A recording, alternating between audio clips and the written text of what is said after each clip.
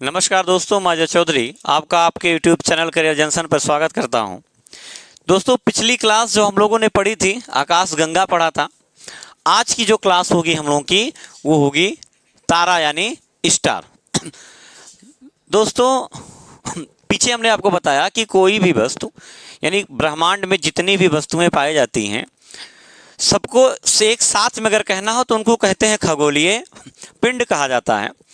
और जो खगोलीय पिंड जिस परिभाषा को फॉलो करती है, सबकी अपनी परिभाषाएं हैं, और जो खगोलीय पिंड जिस परिभाषा को फॉलो करती है उसको उस नाम से जो है वो जाना जाता है।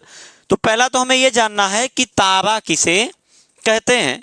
तो ऐसे खगोलीय पिंड जिनके पास स्वयं का प्रकाश होता है उन्हें कहते हैं तारा।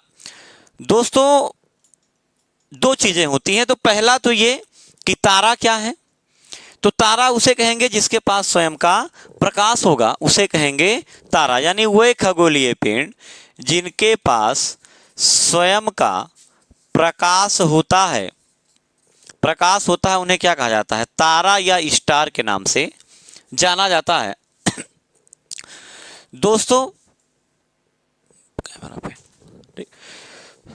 दूसरा ये आता है कि अगर हम कहें कि वह खगोलीय पिंड जिसके पास स्वयं का प्रकाश होता है उसे तारा कहेंगे, तो फिर एक प्रश्न आता है कि जो है इसके पास प्रकाश या ऊर्जा कहाँ से आती है। दो चीजें हैं। तारा किसे कहेंगे? तो जो खगोलीय पिंड जिसके पास स्वयं का प्रकाश हो या स्वयं की ऊर्जा हो उसे कहेंगे तारा। फिर एक प्रश्न पूछता है कि इसके पास प्रकाश जो होता है कहाँ से आता है? तो तारों को प्रकाश मिलता है उनके नाभिकीय संलयन की क्रिया से। तारा का जो केंद्र होता है इसके केंद्र में नाभिकीय संलयन की क्रिया होती है, अभी हम लोग बात करेंगे। तो अगर ये पूछा जाए कि सूर्य यानी तारा को जो ये ऊर्जा है ये कहाँ से प्राप्त होती है, तो ये प्राप्त होती है नाभिकीय संलयन की क्रिया से। दूसरा दोस्तों, जब हम आपको पढ़ा रहे थे आकाश गंगा पढ़ा रहे थे, तो उसमें हमने आपको बताया था कि आकाश गंगा की 3 भुजाएं होती हैं और इसका जो तीसरी भुजा होता है यहाँ पे एक स्थान होता है केंद्र के पास जिसको कहते हैं क्वासर। क्या कहते हैं इसको? क्वासर। जब मंदाकिनी घूर्णन करती है, और ये भी बताया था कि ये घूर्णनशील है, 3 भुजाएं होती हैं, केंद्र को बल्ज कहते हैं और केंद्र के पास एक स्थान होता है क्वासर। तीसरी भुजा में जब मंदाकिनी घूर्णन करती है चारों तरफ यानी घूमती है, तो घूमने के कारण चूंकि ये भुजाएं जो हैं ये घूर्णनशील हैं यानी इनमें गति है, और जब ये गति करती हैं तो घूर्णन के कारण इसी क्वासर नामक स्थान पर हाइड्रोजन और हीलियम जो गैस होते हैं वो इकट्ठा होते हैं। और जब ये इकट्ठा होते हैं इन्हें हाइड्रोजन और हीलियम गैस जो होते हैं वो इकट्ठा होते हैं, और जब यहाँ पे ये क्वासर में इकट्ठा होते हैं तो इन्हें कहा जाता है स्टालर नेबुला। क्या कहते हैं इसको? स्टालर नेबुला कहते हैं। ठीक, यानी अब देखिए दो चीजें हैं क्वासर में घूर्णन के कारण हाइड्रोजन और हीलियम गैस इकट्ठा हो रहे हैं, और जब इकट्ठा हो रहे हैं तो इसे कह रहे हैं स्टालर नेबुला। फिर धीरे धीरे जब इनकी डेंसिटी में वृद्धि होती है दोस्तों, इसमें ग्रेविटी होती है, और ग्रेविटी के कारण क्या होता है? इनकी डेंसिटी में वृद्धि होती है यानी घनत्व में वृद्धि होती है। जब घनत्व में वृद्धि होती है तो उसे कहते हैं भ्रूण तारा। क्या कहते हैं इसको? भ्रूण तारा या एम्ब्रियो स्टार के नाम से जो है इसको जाना जाता है। जब डेंसिटी इतनी बढ़ जाए यानी जब डेंसिटी जो है इतनी बढ़ जाए कि इनके केंद्र में हाइड्रोजन जो होता है वो हीलियम में बदलने लगे यानी नाभिकीय संलयन की क्रिया होने लगे, तो फिर क्या हो जाएगा? तारे का जन्म हो जाएगा। अब देखिए 3 प्रक्रिया यहाँ पे। मंदाकिनी की तीसरी भुजा में क्वासर नामक स्थान पर हाइड्रोजन और हीलियम गैस जो है वो इकट्ठा हुआ। जब इकट्ठा हुआ तो उसे कहें स्टालर नेबुला। दूसरा, जब उसमें डेंसिटी की वृद्धि होने लगी उसके ग्रेविटी की वजह से, तो उसे कह दिए भ्रूण तारा या एम्ब्रियो स्टार। इसके बाद जब उसमें नाप यानी इतनी ज़्यादा डेंसिटी की वृद्धि हो जाती है कि जो हाइड्रोजन होता है वो हीलियम में बदलने लगता है, और जब हाइड्रोजन हीलियम में बदलने लगता है तो इसे हम कह देते हैं क्या, तारा, यानी तारे का जन्म हो गया। अब यहां तक देख लीजिए, तारा किसे कहेंगे, तो जिसके पास स्वयं का प्रकाश या स्वयं की ऊर्जा हो उसे कहेंगे तारा, या स्टार के नाम से उसे जाना जाएगा। फिर पूछता है तारे को ऊर्जा कहां से मिलती है, तो तारे को ऊर्जा मिलती है नाभिकीय संलयन की क्रिया से मिलती है। फिर तारे का जन्म अगर पूछा जाए तो तीसरी भुजा में क्वासर नामक स्थान पर हाइड्रोजन और हीलियम गैस इकट्ठा होंगे, और जब इकट्ठा होंगे तो उन्हें कहेंगे स्टालर नेबुला। जब धीरे धीरे उनमें ग्रेविटी के कारण उनके घनत्व में वृद्धि होगी, यानी उनके डेंसिटी में वृद्धि होगी, तो उन्हें कहेंगे भूर तारा या एम्ब्रियो स्टार। फिर जब उनमें इतनी ज्यादा घनत्व में वृद्धि हो जाए, यानी स्टालर नेबुला के घनत्व में इतनी ज्यादा वृद्धि हो जाए कि उनके केंद्र में नाभिकीय यानी हाइड्रोजन जो होगा वो हीलियम में बदलने लगे, और जब हाइड्रोजन हीलियम में बदलने लगेगा तो फिर हम कह देंगे तारा। अब देखिए जो यहाँ पे प्रश्न बनता है, पहला प्रश्न ये पूछता है कि तारे का जन्म कहां पे होता है, तो क्वासर में। भुजा पूछ ले तो तीसरी भुजा। जब हाइड्रोजन और हीलियम गैस इकट्ठा होंगे तो क्या कहेंगे, स्टालर नेबुला। डेंसिटी में वृद्धि होगी तो क्या कहेंगे, भ्रूण तारा। और जब उनमें नाभिकीय संलयन की क्रिया होने लगे तो क्या कहेंगे, तारा। तारा है क्या, जिसमें स्वयं का प्रकाश या ऊर्जा हो उसे कहेंगे तारा। ऊर्जा कहां से मिलती है या प्रकाश कहां से आता है, तो नाभिकीय संलयन की क्रिया से। दोस्तों अभी क्या हुआ कि ये तारे का जन्म हुआ, यानी तारा जो है वो बन गया। जब तारे का जन्म होता है तो जैसे मनुष्य का जन्म होता है, तो जब मनुष्य का जन्म होता है तो इसके बाद मनुष्य जो है पहले गर्भ अवस्था में हुआ, जन्म हुआ, बाल्यम गया, प्रौढ़म गया, वृद्धा गया और मृत्यु हो गई। जब मृत्यु हो गई तो अवशेष बच गए। अवशेष जब बचते हैं इसमें, ठीक उसी प्रकार तारों का भी जीवन होता है कि तारे भी भ्रूण अवस्था में होते हैं, यानी जब उनमें हाइड्रोजन हीलियम इकट्ठा होते हैं, एम्ब्रियो स्टार। फिर क्या हुआ, जब उनमें नाभिकीय संलयन की क्रिया आने लगी तो उसे तारा कह दिए। इसके बाद जो तारों का जीवन होता है ये निर्भर करता है इनके डेंसिटी पर।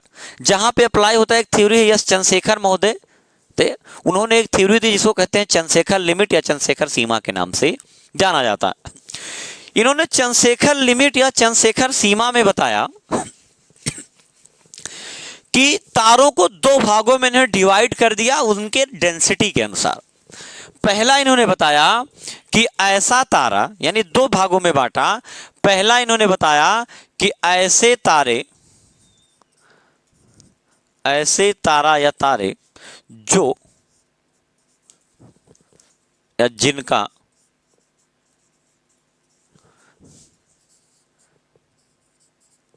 द्रव्यमान सूर्य के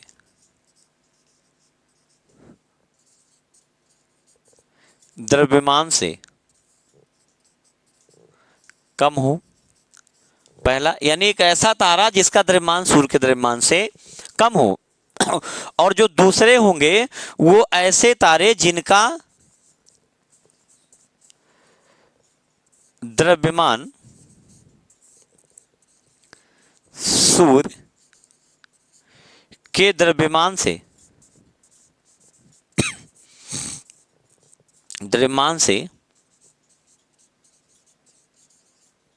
अधिक हो। ठीक, यानी एक प्रकार का ऐसा तारा जिसका द्रव्यमान सूर्य के द्रव्यमान से कम हो या उसके बराबर हो, और दूसरा तारा ऐसे तारे जिनका द्रव्यमान सूर्य के द्रव्यमान से अधिक हो।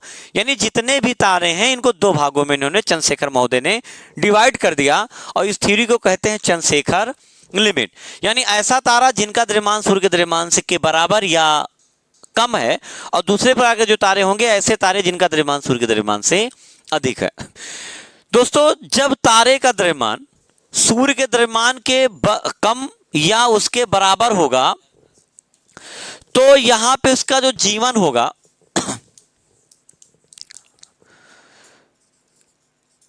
लाल दानो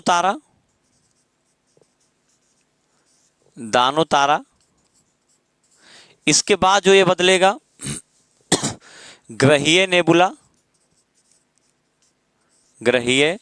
नेबुला, और इसके बाद जो बदलेगा ये काला वामन तारा,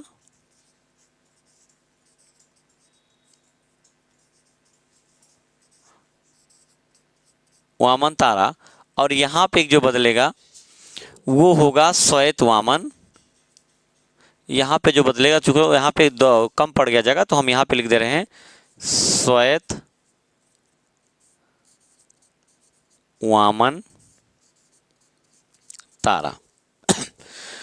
दूसरा जो द्रव्यमान तारे, यानी जैसा तारा जिनका द्रव्यमान सूर्य के द्रव्यमान से अधिक होगा तो इसको कहेंगे लाल रक्त दानों तारा। क्या कहेंगे? लाल रक्त दानों तारा कहेंगे। इस बार दोस्तों जो लाल रक्त दानों तारा होता है, इनके केंद्र में क्या होता है कि नाभिकीय संलयन की क्रिया रुक जाती है। पहले लिख लेते हैं यहां पे, फिर ये होगा सुपर नोवा विस्फोट, इसके बाद होगा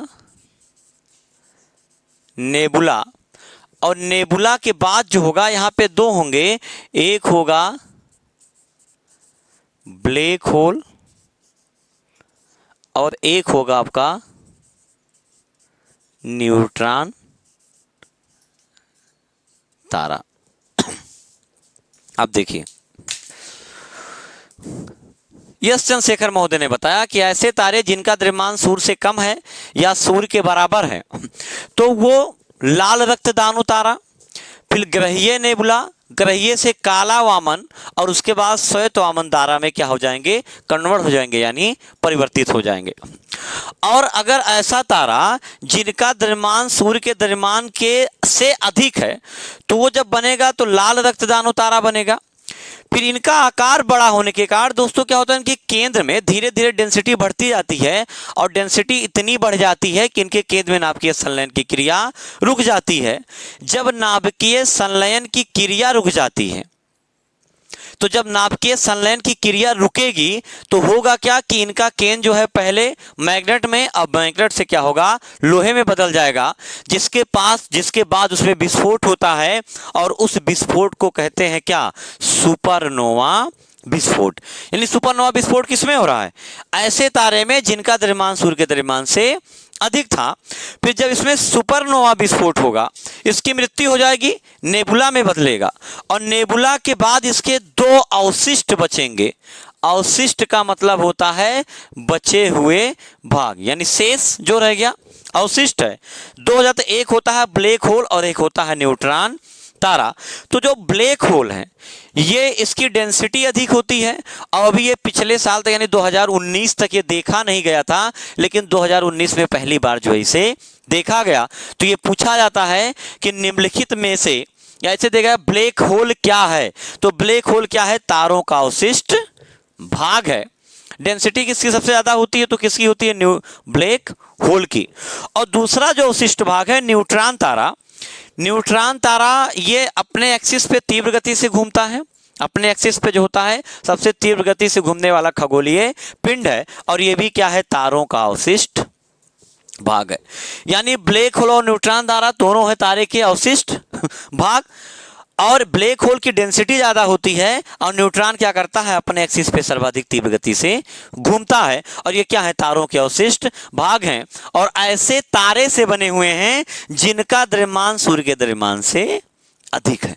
ठीक, और ऐसे तारे देखिए चंद्रशेखर महोदय ने दो चीजें बताई। एक तो ऐसा तारा, यानी दोनों तारों को दो भागों में बांट दिया। एक कहा ऐसे तारे जिनका द्रव्यमान सूर्य के द्रव्यमान से कम है या बराबर है, तो वे इस कैटेगरी में बदल जाएंगे। लाल दानों तारा, ग्रहीय नेबुला, काला वामन और श्वेत वामन तारा में जो है वो कन्वर्ट हो जाएंगे। उसके बाद जो होगा इधर होगा द्रव्यमान सूर्य के द्रव्यमान से अधिक होगा अगर, तो क्या होगा? लाल रक्त दानों तारा में फिर उनमें केंद्र में नाभिकीय संलयन की क्रिया रुकने के कारण विस्फोट होगा, और जब विस्फोट होगा तो कहेंगे सुपरनोवा विस्फोट। फिर ये नेबुला में बदलेगा। उसके बाद जो इसका अवशिष्ट भाग बचेगा तो एक होगा ब्लैक होल और एक होगा न्यूट्रॉन तारा। ब्लैक होल की डेंसिटी ज्यादा होती है, ये अभी 2019 तक देखा नहीं गया था, लेकिन तब पहली बार जो इसको देखा गया, इसलिए इंपॉर्टेंट हो गया। पूछा जाता है कि कौन सा ब्लैक होल क्या है, तो क्या है? तारों का अवशिष्ट भाग है। फिर डेंसिटी किसकी अधिक होती है, तो ब्लैक होल की। फिर न्यूट्रॉन तारा, इसको पुल्सर तारे के नाम से भी जानते हैं, और न्यूट्रॉन तारा अपने एक्सिस पे सबसे तीव्र गति से घूमने वाला खगोलीय पिंड है, और ये भी है क्या, तारों का अवशिष्ट भाग। ये इतना होगा, ये है आपका चंद्रशेखर लिमिट, और इसके अंतर्गत तारों के जीवन के बारे में जो है वो बताया गया है। फिर यहाँ पे एक प्रश्न आपसे बनता है कि तारों का रंग किसका सूचक होता है। तो ध्यान रखिएगा कि तारों का रंग तापमान का सूचक होता है। अगर आपसे ये प्रश्न पूछे कि तारों का रंग